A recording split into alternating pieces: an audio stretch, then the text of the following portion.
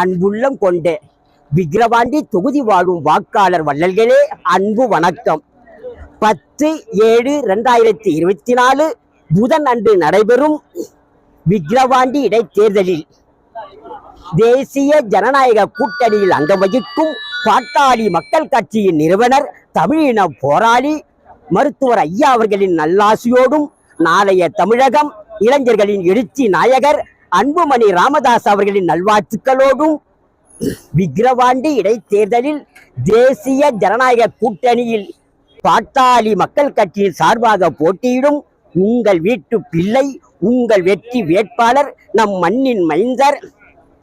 Panaiyapuram C Anbumani அவர்களுக்கு மாம்பழம் சின்னத்தில் வாக்களித்து பெருவாரியான வாக்கு வித்தியாசத்தில் வெற்றி பெற செய்யுமாறு இருகரம் கூப்பி வேண்டி விரும்பி அன்புடன் கேட்டுக்கொள்கிறோம்.